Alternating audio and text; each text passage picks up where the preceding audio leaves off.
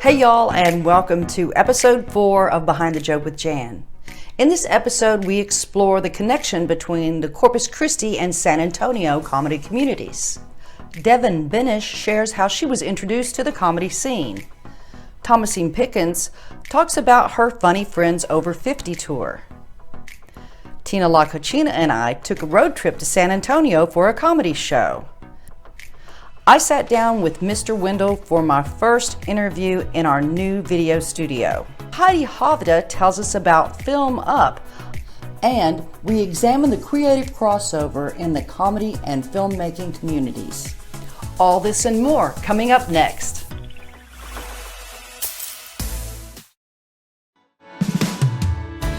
Actually, I was the first part of the first class at Upstage Comedy Lounge in San Antonio.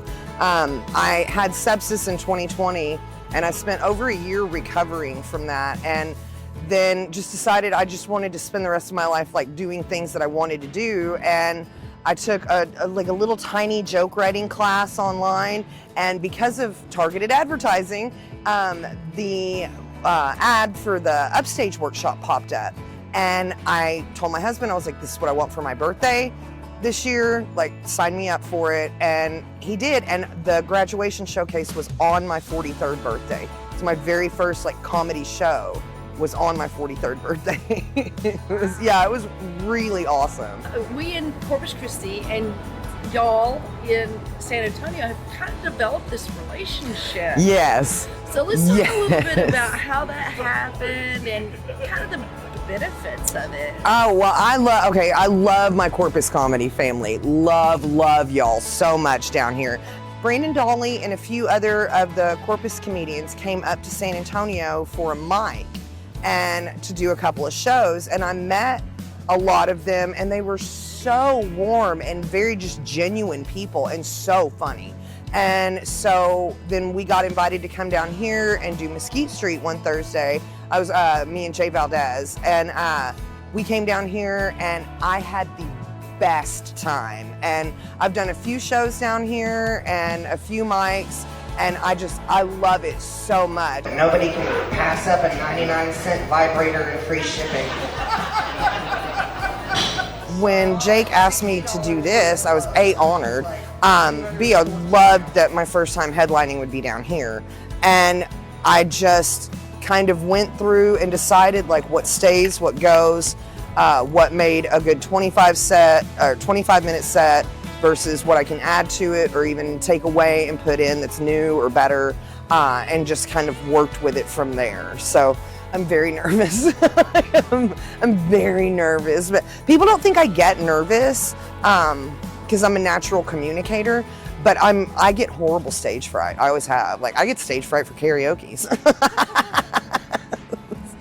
Doesn't stop me. Right.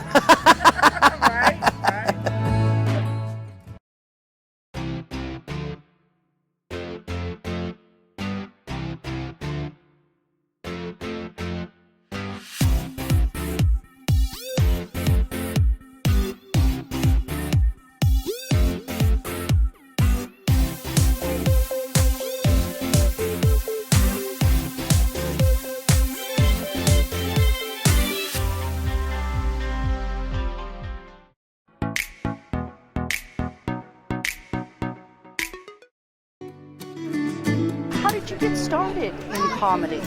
Actually doing it in the prisons is how I really got started. I was going to the prisons to minister to the men and women, and I would be nervous. And so I'd start cracking jokes. That was my defense mechanism to calm myself down. And so they started laughing, and it was like, okay, this is good. Like, they're loving it. And so they used to ask, like, oh my God, you're so funny. Like, are you a comedian? I'm like, no. So I had no intentions, right? And that was in 2005. And so one of the inmates, she said, when I get out, I'm putting you on a stage in Houston, Texas. And I was like, okay, whatever. And she did. She got out. She called me up. She said, I want you to perform. I want you to open up for this guy. And I did it. And I was like, I love this.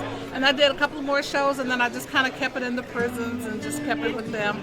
And then one day I was like, you know what? I'm going to do this. I'm going to do it seriously, professionally, and see what happens. And that was 2019. And so I've been at it ever since. You are amazing. See, y'all trying to be skinny, but I'm telling you, you ain't never seen no big woman get kidnapped, have you? Sir, you did not have to grease so hard. He's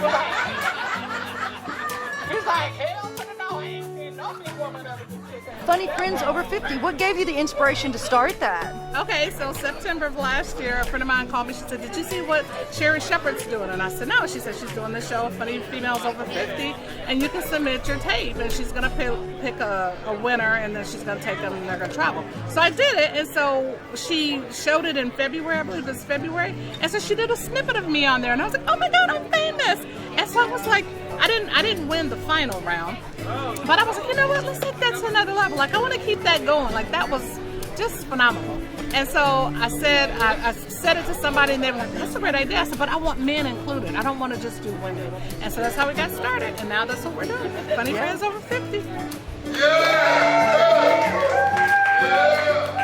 I sat down and I said it would be great for a Friday night or a Saturday night for these shows to be going on all over the United States, right? Everywhere, like in Tampa and Atlanta, all at the same time. So that's the vision. So for it to be multiple shows going on and just giving people a platform and an opportunity to show their funny.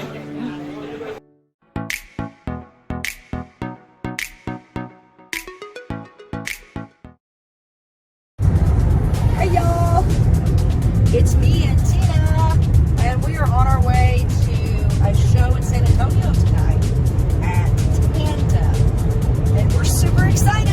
Woohoo! Yay!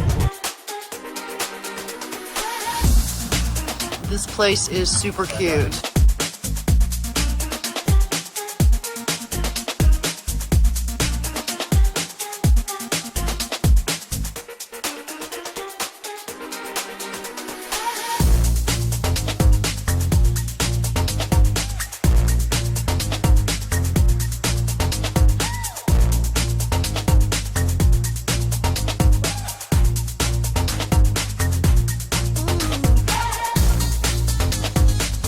We just finished our show, and it was really fun. It was. We had a really good time. Thank you so much, Tandem and Duck Easy. It was a good comedy run to San Antonio. It was.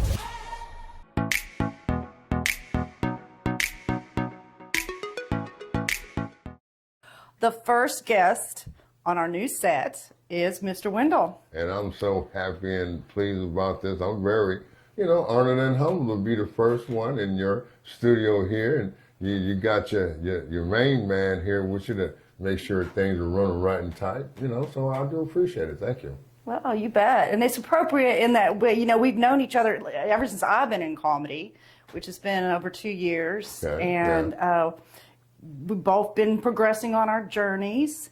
And I want to talk about that. But first, I want to talk about you.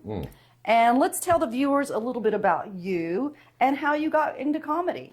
Well, that's been a long road, because a lot of a question somebody asked me, why did I wait so long to get into stand-up comedy? And I didn't know there was a certain age limit or time for it. And just dealing with things in my life, born and raised here in Corpus Christi, first 18 years, and I wanted to go to college, which I did. I was on a full scholarship there, but I tore up my knee my freshman year.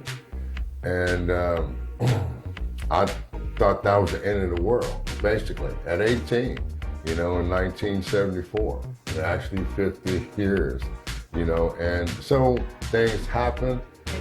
2012, I started, I said, oh, the hooks are here and I love baseball. So I applied for that and got the job as an usher, and I really enjoyed it. I love baseball. And my point was that I felt, really good about that, because it's something I really love. That was my first love. All the other sports I played just because my other friends played. Baseball was my love, and I stuck with it. And one day I just saw this in downtown comedy, and it was Mesquite Street downtown, and Javi Luna and Brandon Gonzalez, they was both down there at Mesquite Street downtown. And I said, hey, what time's the open mic? And so I started going. I started going to a lot of mics. The Exchange used to have one on Mondays, and Tuesday at the House of Rock. Wednesday, I used to go over to the Executive Surf Club. Not too many comics over there. They said, well, you got to keep it clean. I said, I'll do the best that I can. Then Thursday night in Mesquite Street. And then I just started doing it, and And just things just started happening. I came up using my acronyms. I wanted to do something different with them, and that's how it is. I don't want to take that negative vibe and put a positive twist on it. Not everybody likes that or like it, and I'm good with that. I don't try to force myself on anybody, and I'm not in competition with anybody except for myself. You know, so it inspires me to be around younger people that are going through different things that I've been through. And, you know, I give them advice. You know, they might not want to hear it, but I try to help them because I wish I had somebody back then to give me some advice to what I needed. I enjoy being funny. I enjoy seeing the smiles on the people's faces and the laughter. What I really like is the heartbeat, when you really can feel that heartbeat.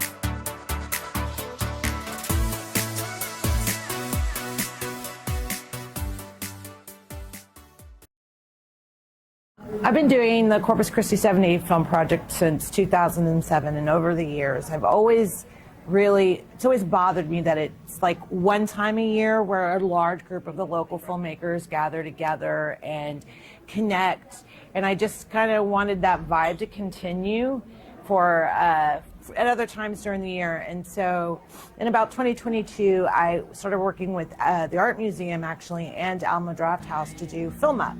And the concept is something that the comedians in our community will be very familiar with. Just like a comedian needs an open mic to test their material, just like a musician needs an open mic to test their songs, a filmmaker needs an open screen to test their films out, to see if their work, or just to screen it in a really big experience instead of in their family home.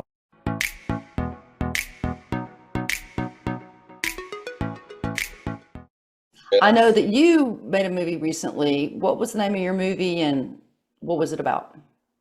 My movie that I made was called Not Trash, and it's a movie about recycling. It's a silent short movie in the style of like Buster Keaton or Charlie Chaplin.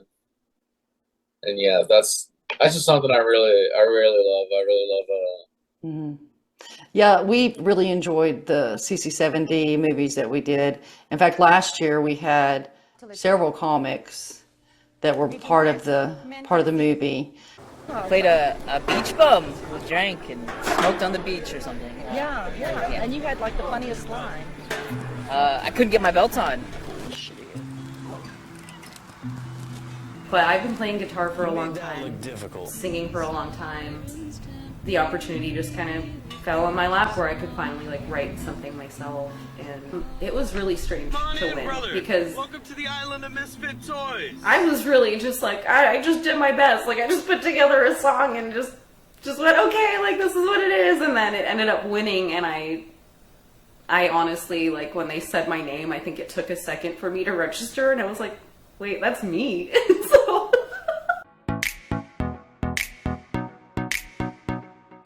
That's it for this episode. Thanks so much for watching. Please subscribe to our YouTube channels, Jan B. Morris Comedy and Coastal Boomers Comedy. And remember, laughter is the best medicine, so go out and enjoy a comedy show. Bye, y'all.